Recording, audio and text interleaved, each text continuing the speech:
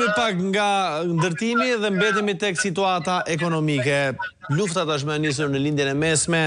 edhe problemet ekonomike që lidhen sigurisht sa i përket naftës, por jo vetëm flitet në horizont për një krizë ekonomike, por do të pyes së pari sa ndikon kjo luftë drejt për drejt në Shqipëri në mendimin tuaj, të paktën me aq sa Shqipëria është e lidhur dhe ndikohet jo vetëm Shqipëria, por gjithë globi. Nga ajo që po ndodh lindjen e mesme. Mbi 50% e inflacionit në Shqipëri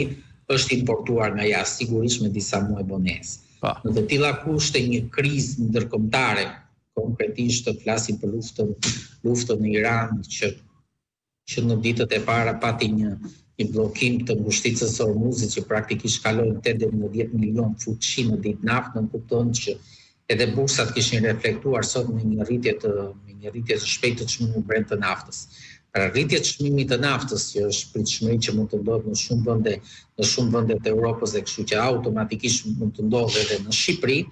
bën që të rriten kostot e transportit apo logjistika, sektori logjistik në tërësi, kështu që mund të kemi një rritje të çmimeve të produkteve edhe ushqimore. Që automatikisht në mënyrë direkte apo indirekte, ajo që pritshmëritë janë që të shikojmë një rritje të çmimeve, të shikojmë një rritje të inflacionit, të shikojmë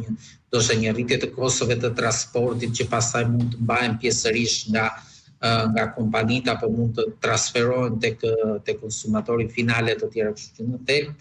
asnjëherë luftat e kësaj konflikte të kësaj natyre janë pa efekte edhe në realitetin shqiptar, edhe pse ne nuk ndikohemi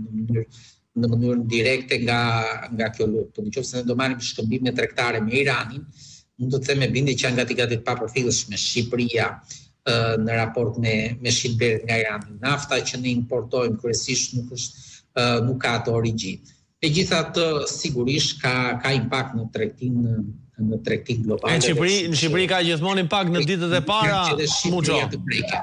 Ka gjithmonë impakt sa i përket naftës që në ditët e para ngrihet nafta në Shqipëri, nuk ka rezerva, ndërsa kur ulet duhen muaj të tërë për të mbaruar nafta që është blerë shtrenjtë. Për fat të keq në Shqipëri kemi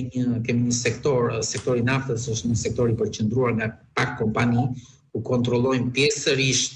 qoftë tregun e shumicës, qoftë tregun e pakicës. Në të tilla kushte çfarë bëjnë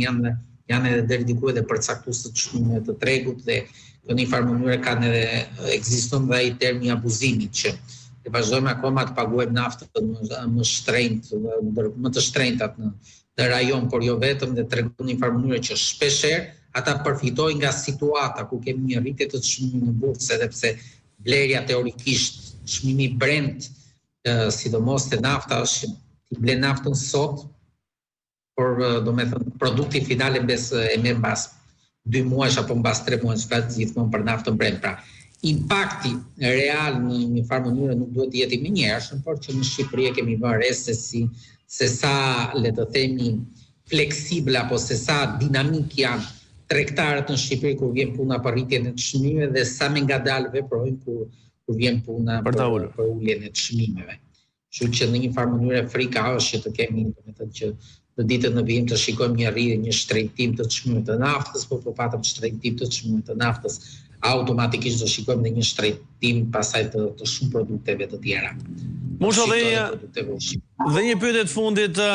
si ekspert ekonomie, cilat janë sektoret që duhet të bëjë ose të tregojë kujdes qeveria në situatën ku ndodhemi? Flasim për krizë financiare, krizë ekonomike, Shqipëria po përballet me çmimet e shportës mjaft të larta, ju përmendet edhe naftën gjithashtu. Problemi i sigurimeve në raport me pensionet është ky një alarm më vete sa i përket situatës ekonomike në Shqipërinë. Pra, keni një sugjerim ose një kujdes emergjent që duhet të tregohet në këtë moment? Të madhe, që është sigurisht jo vetëm sfide e Shqipërisë, po theksoj Shqipëria ndoshta ndryshe nga të tjerë sfida demografike. Domethënë ne vazhdojmë akoma që Shqipëria të ketë flukse të caktuara migratore, raportet e fundit të publikuara, sidomos së fundmi tregojnë që vazhdojmë akoma të dominojmë mbi 60% e emigrantëve shqiptar, pra atyre që lënë Shqipërinë për një vend tjetër janë poshtë moshës 35 vjeç, pra kemi një plagje të shpejtë popullsisë. Kjo plagje të shpejtë e popullsisë pastaj ndikon te sistemi pensioneve, numri atyre që përfitojnë një pension pleqëri apo një pension apo në ndim sociale, po shkon avash avash i njëjtë me numrin atyre që kontribuojnë, që paguajnë sigurime shoqërore, kështu që kjo është një sfidë shumë e madhe dhe kjo sfidë bën që të bëhet gjithmonë më vështirë për shtetin që të financojë sistemin e pensioneve në të ardhmen, gjithmonë pritet që të publikohet reforma e re në pensione, ajo që aktualisht është duke punuar edhe në shtetin shqiptar, por në Bankën Botërore, por që është një sfidë, është relativisht një sfidë shumë e madhe dhe në këtë aspekt nevojitet masa konkrete. Aspekti i dytë pastaj sigurisht nëse do shikojmë që konfliktin në lindjen e mesme do përshkallëzohet, atëherë me shumë gjasa mund të rrezikojmë ndoshta jo në efektet e luftës kur filloi lufta në Ukrainë, që mund të rrezikojmë edhe një krizë të re energjetike dhe një krizë të re të rritjes së shpejtë të çmimeve dhe kjo normalisht pastaj ka efekte të gjithë qytetarët e Shqipërisë në mënyrë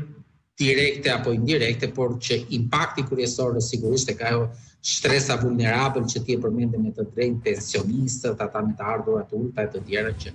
në shumë raste shpeshherë kosto jetesës në Shqipëri është e papërballueshme për punëtorët e thjeshtë apo për ata që kanë